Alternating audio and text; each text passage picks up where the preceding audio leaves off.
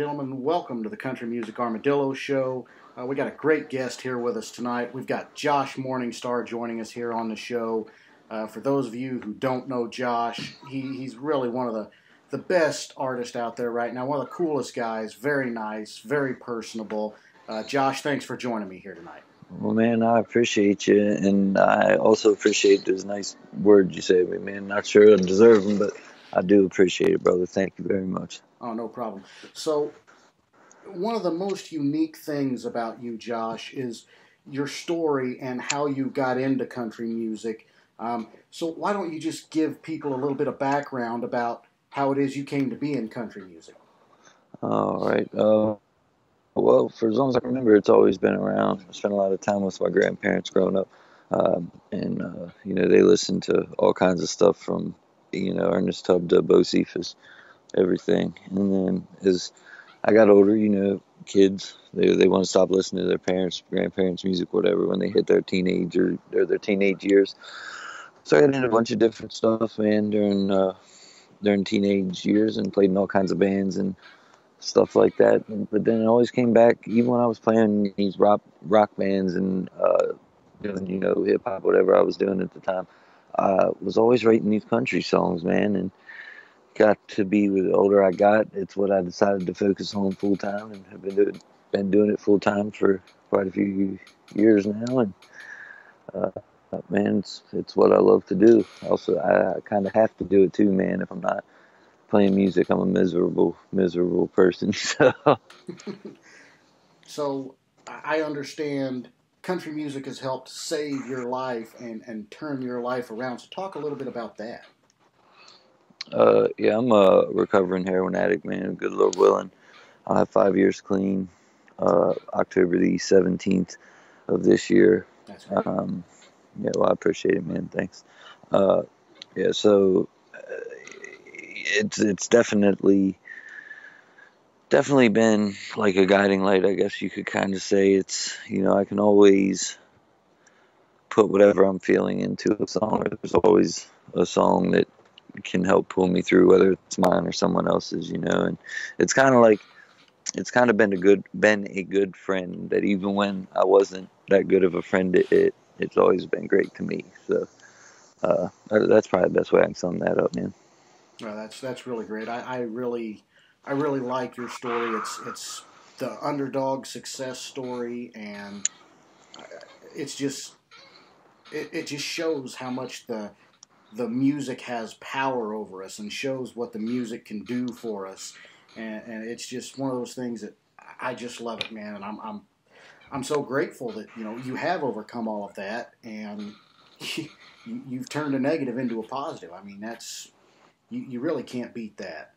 So Well, I was one of the lucky ones, man. That's one of the reasons why I try to be pretty open about what I've been through. So, because if I'm not, I was lucky I made it out of all that, and there's a lot of people that aren't that lucky. So I feel it kind of my duty to be open and honest about it, and let people know that you can do it, no matter how bad it gets. You can do it. So that's I try to be as forthcoming with that kind of stuff as I can be. yeah, it sets a great example for other people in that situation that you can rise above it. You just have to, if you can find something to help you rise above it, and I mean, as a recovering addict yourself, they can probably identify with you a little easier. So, I'm sure along the way you've helped someone else come out of the same problems that you were having. So that's, Yeah.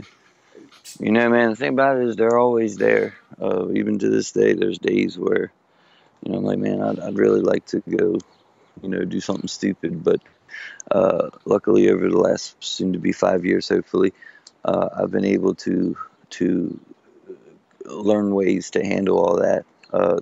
In the beginning, man, I slipped up just like everyone else. I did rehab, got clean for about 5 months, and then went right back, did the same thing again, but only lasted about 3 months that time. So there were times that, I guess what I'm trying to say is that even if you mess up today, you can always start over again tomorrow if you really want to, as far as, coming off the shit goes. Yeah, absolutely. So talk now.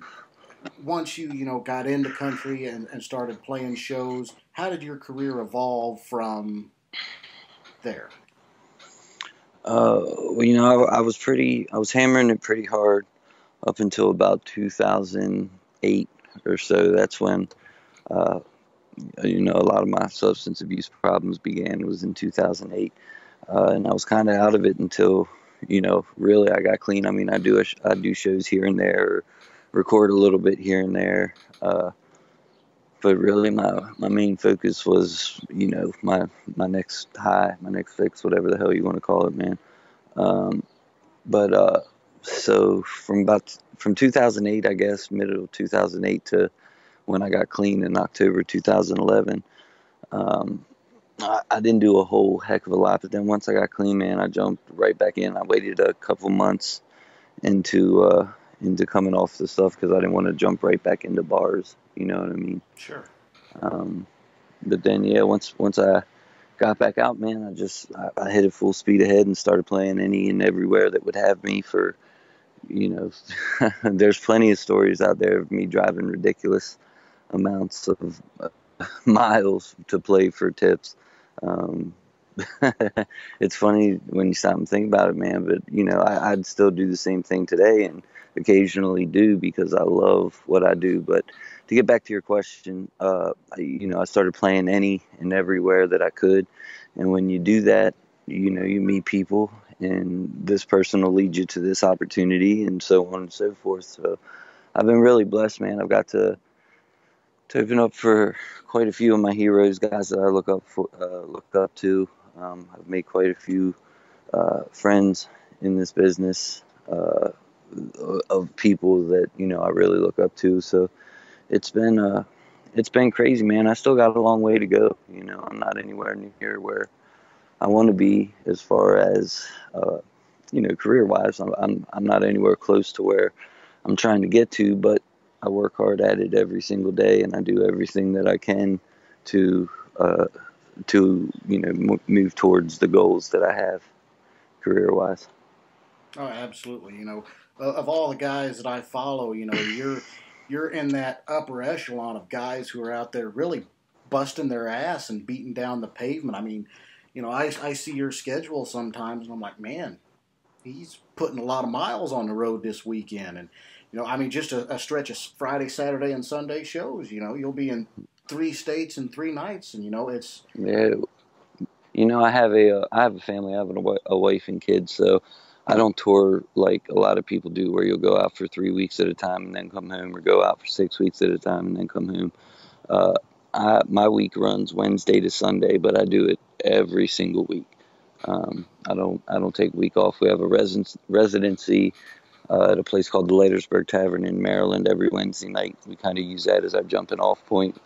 Head out of town after we get done with that show to wherever we're at. So, I don't go for weeks at a time, but I go every single week, 52 weeks a year. Last year we did over 200 shows. I think the final count was like 207, something like that. And this year we're on track to do right around 250. So that's, a definite progression, man. And I tell people I'm too stupid to do anything else, and that's true to a degree. But there's kind of a method to my madness, and all the guys that I looked up to, they were all road dogs, man. And back in the day, that's how you got people. That's how you reached people. Now, obviously, we have the internet and all that kind of stuff, and I'm okay with that sort of stuff to a degree. I'm not the best at it, but I'm still a very firm believer in getting out there and running the roads and taking your music to the people and developing relationships with the people that support you. Um, I have gone on record many times as saying I don't have fans, I have friends, because I don't like the term fan. Fan implies like a kind of a pedestal type deal, man, and I'm no different than anybody else. I am just trying to make a living and feed my kids, and it just so happens to be that this is how I do it. But anybody that likes my music or comes out to a show or shares my stuff with anybody, guys like yourself, it really does mean the world to me, man, because I don't have a big label behind me. I do have management, but you know, it's all funded on our dimes, man. We don't have, you know, it's not big money. We work for everything we have. So if a person enjoys what I do, it's not just a, you know, thank you. I appreciate, you know, I really do appreciate it, and I make it a point of telling everybody that comes up to me and says they enjoy what I do, that I do appreciate it, and I'm not just bullshitting them because, you know, that's what I live for, man. I hope to reach people. So. You're doing a really good job at it. So you talked about having some friends. I first discovered you when you were running around with Shooter Jennings. So how did you get involved with Shooter, and kind of what did that do for your career? All right. So I can take you way back. All right. So I met Billy Don Burns first. Billy Don he's my mentor. He's probably my most favorite songwriter. He's one of my dear friends. He's like a second dad to me, man. I love him to death. But anyway, I met Billy Don, and Billy Don, for anybody that knows him, he's a wild man, and he had gotten hemmed up a little bit with the law, and had some things that he had to do. And John Hensley, Shooter's manager, had reached out to Billy Don about working together, and you know, like I said, he got hemmed up in some stuff. So they helped him to uh, to get through that. They, you know, secured. I don't know how much they wanted this out there, so I'm not going to go too far into detail, but uh, they helped him out with his legal situation. And that really meant a lot to me, man, because, you know, BD, he's just like anybody else too, man. He's out here just trying to make a living, you know. So that really meant a lot to me that they would reach out to him to do that. So I sent John a message just, you know, thanking him. Hey, man, you know, I don't know if we talked before, but I'm Josh, and I think the world of Billy Don. It really means a lot to me what you guys did for him, and blah, blah, blah. So John and I developed a friendship through that. And then Shooter was into John's one night, and I had a show in, I think it was Nashville. It wasn't Nashville, it was somewhere right outside there. And John said, well, when you get done, come up to the house. So I went up to the house and met Shooter for the first time, and our relationship's kind of grown from there, man. And it's been one of my, you know, it means a lot to me, man. I'm a huge Waylon fan. Actually, the Jennings family as a whole has been uh, really good to me. Buddy and Kathy Jennings, Waylon's son and daughter-in-law, they're my management. So, you know, they got me handled or covered on that end. And then Shooter takes me on the road with him, man. I love John like a brother. I miss him every day. I hear you on that. But yeah, so yeah, that's kind of how it all happened. It really all happened through Billy Don Burns and me reaching out to them to thank them for doing what they did for BD. Well, that's just another example of the genius of John Hensley, and why this world is that much bleaker for him not being here anymore. Ain't the truth, man. I would give anything to have that guy back, because he had the Midas touch, if you want the absolute truth. You know, he was definitely something special, man. He was one of the biggest supporters I had of my music, man. He just really seemed to dig what I was doing. He put me on the road with Shooter and Waymore's Outlaws, and they've been kind enough to keep me on. I just finished up a run with them at the beginning of this month to keep me on, even after John's passing, man. And like I said, he was something special, man. I miss him every day. Absolutely. So you talked about Billy Don Burns.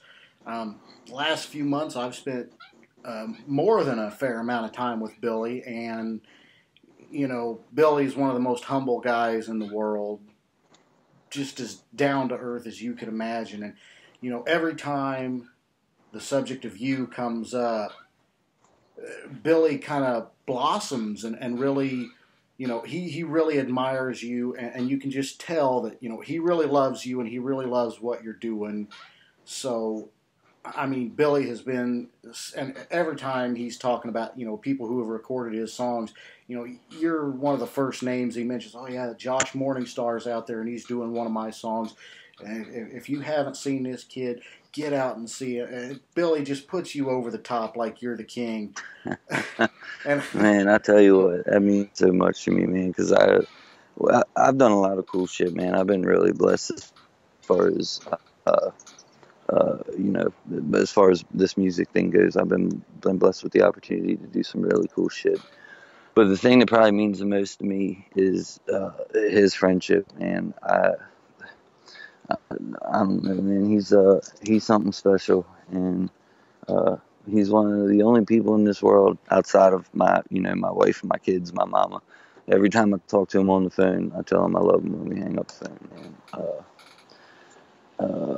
And he means so much to me, and to hear that, you know, he says that kind of stuff.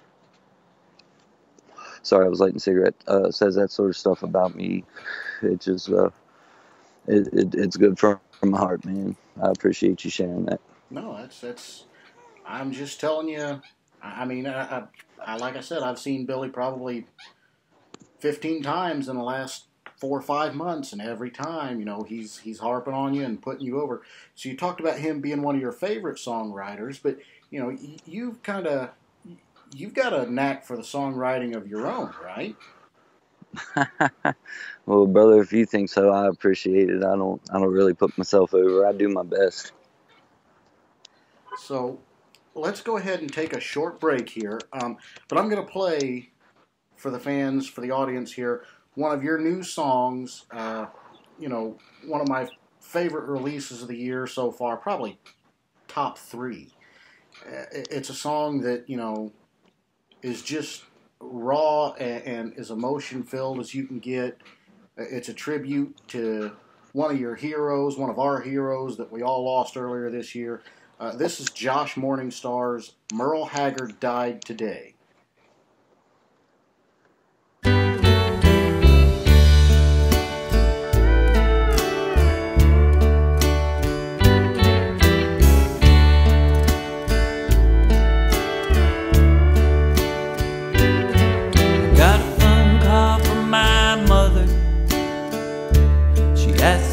If I'd heard the news, I told her that I hadn't abandoned. I had practice all afternoon. She said it's probably gonna break you, and I know you're gonna hate what I say.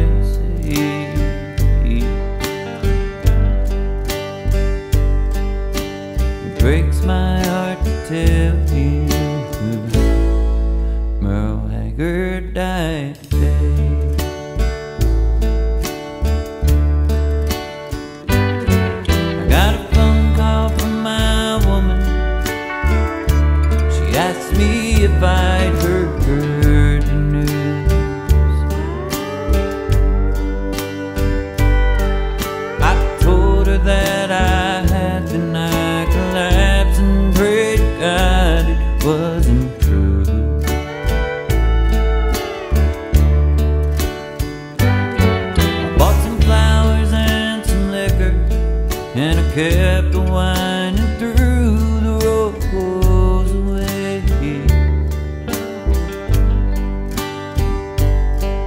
I'm hiding from my teardrops. Merle Haggard died today. Silver wings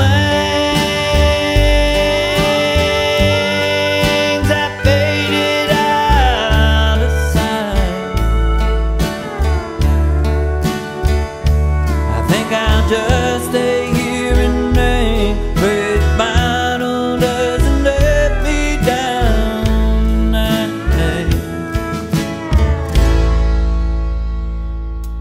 And I bet all of my money the angels sang back home all the way. We'll never make it through December. Merle Haggard died today.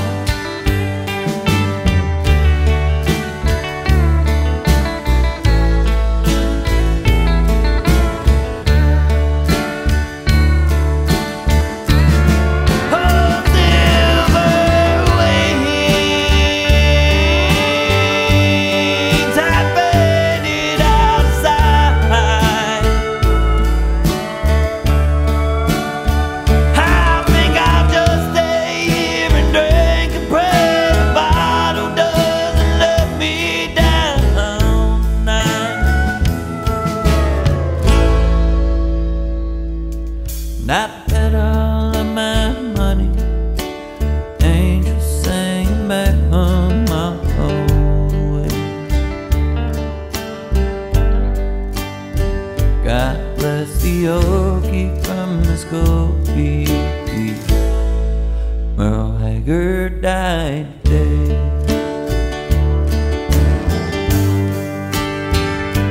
I guess the good times are really over. Merle Haggard died today.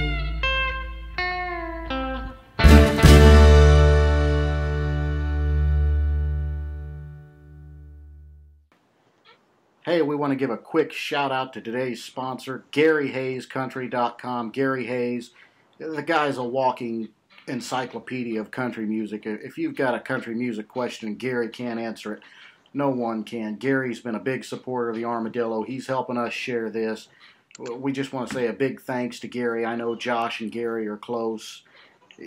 Gary's just a stand-up guy, and we really want to thank him for helping us out with this. Man, I tell you what, if you have a country music question and Gary Hayes can't answer it, it ain't a country music question. Right? I'll tell you what, he's been so good to me, man. He's another one whose friendship means the world to me. He actually named me his Artist of the Year 2015, and I thought that was real cool, man. I've been really blessed, man. Yeah, Gary and I are so like-minded. It's all promotion, you know.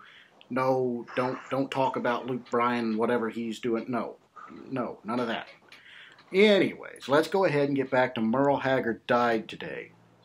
It's just such a great song. Like I said, one of the top 3 releases I've heard this year, easily. Man, thank you. I really appreciate that. Thank you very much. It's so real and raw, and it touches the emotion in all of us because it's something all of us went through, and we all connect with that. So what was it like writing that song? Man, to be honest with you, every word in that song, as far as, the first and second verse, the description, getting a phone call from my mother and getting a phone call from my woman, that's all true. The only thing that's not true, I say, got a phone call from my mom and she asked me if I heard the news. I told her that I hadn't. The band and I had practice all afternoon.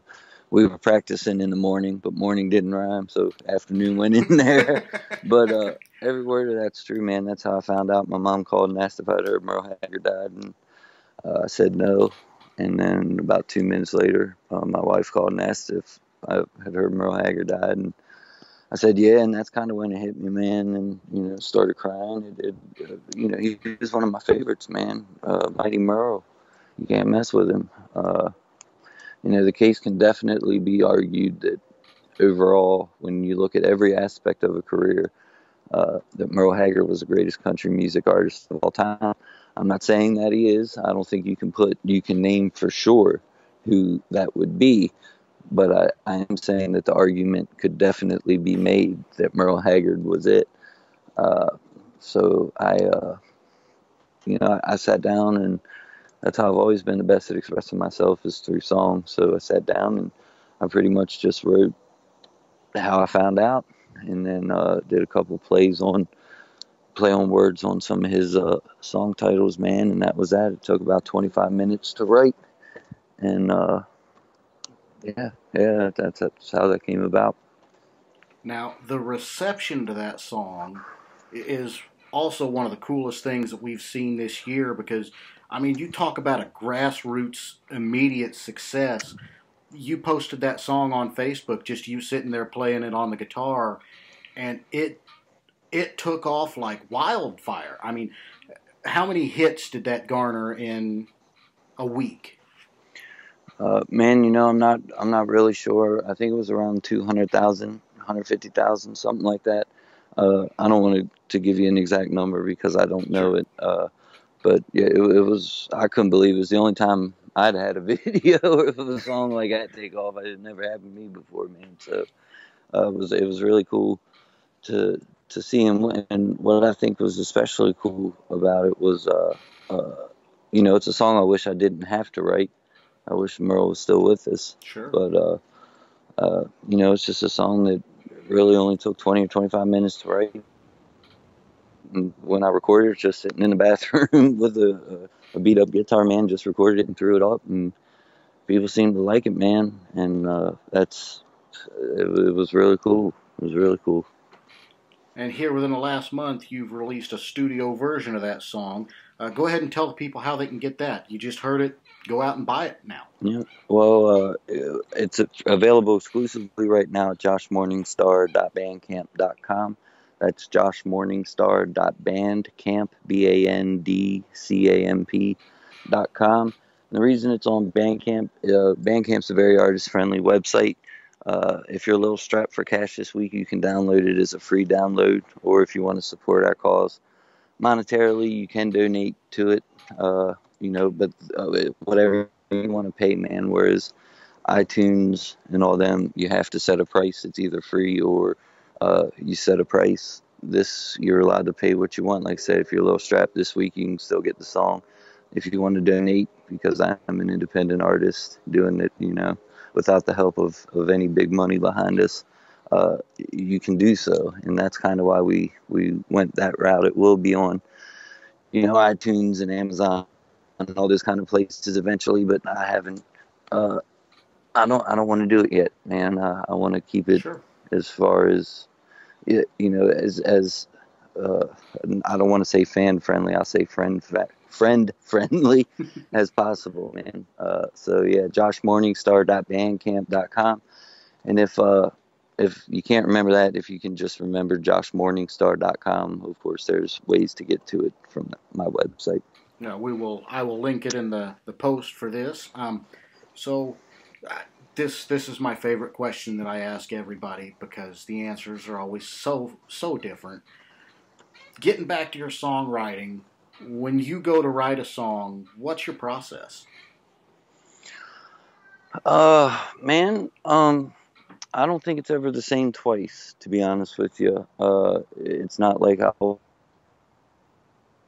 come up with the guitar part first, or I always come up with lyrics first. It's really however I happen to get inspired at the time. Sometimes it'll be driving in the car and I just come up with a line or something and I write it as I'm going down the road. Other times I'll be sitting at the house, with a guitar in my hand, and something will come to me on the guitar, which will lead to a melody, which in turn leads to lyrics. There's not really, the only thing that's the same every time is that something has inspired me to write. That's really the only thing that doesn't change. So you're not one of those guys that, Wade Jennings and I talked about this. You're not one of those guys that, if you can't write it in 15 minutes, you just throw it out. Sometimes. I think everybody's like that a little bit to an extent. But sometimes you'll have some lines that are just so good you don't want to throw them out. They deserve a little bit of attention. So yeah, that does happen occasionally, yeah. So when you're riding down the road and something comes to you, who's scribbling it down for you? I do it, yes, sir. Okay. I've gotten real good at balancing. See, because I'm old school, I don't really put songs in my phone or anything. I either remember them, try to subscribe to the Ronnie Van Zant method of songwriting, which is if it ain't good enough for you to remember, it ain't good enough for someone else to remember. But sometimes I do write them down on a pen and paper, which I've gotten real good at the driving with my knee thing. That's great. So, are you working on a new album right now? What's coming up for you? I've been writing my butt off here lately, man. Just wrote one the other day. You know who Fred Newell is, steel guitar player for Waylon Moores, and let me tell you, when I grow up, I want to be Fred Newell. That's awesome. Hell yeah. Well, I just wrote one the other day called Fred Newell Stole My Wife Away From Me. It's a good one, man. I'm like already a fan. All right. Hell yeah. But, no, man, I'm just writing. I don't know what I'm building towards right now. I haven't decided. My last record came out in 2015 through Little Class Records in Kansas City called Songs for Fools with Broken Hearts. That's I think that's out of print now, man. We sold what we sold, and that was that. But I haven't decided what I'm working towards. We just released that single because I felt it was a song that needed to come out. And it's out right now on Out of the Box Entertainment at joshmorningstar.bandcamp.com. Just want to throw that in there again. But I haven't decided if I'm working towards an album, if I'm just going to release a single every now and again, if I'm going to do an EP. I haven't really decided yet, man. The only thing that's for certain is I will be in a town near you sometime in the near future. That's no joke. Like I said, your touring is it's up there, man. I try, man. I just, like I say, too stupid to do anything else. So, you talked a little bit about Buddy and Kathy Jennings being your management, and Kathy she can be kind of a ball of fire if you get her riled up. She's Hell yeah, she can. I love it, man. I love it because I'm the same way. I'm pretty calm, nice guy for most of the time, man. But I'm the same way. You get me riled up and ball of fire, man. I love that about her. I really like Kathy. So, does she ever have to crack the whip on you? She has a couple times. Not about like getting my butt on the road or any kind of stuff like that. That not cracking the whip about that kind of stuff. More cracking the whip along the lines of let me think. What's something she's had? Normally, because I want to pay her and she doesn't want paid or something. No, Kathy and Buddy are both awesome, man. No, they're both great and people. They've been great, man. I'm really happy to be on their good side. So, is there any kind of message you want to put out to your friends? Man, just thank you, I guess would be the biggest one. It's because of people that are kind enough to support what I do that I'm able to do what I do.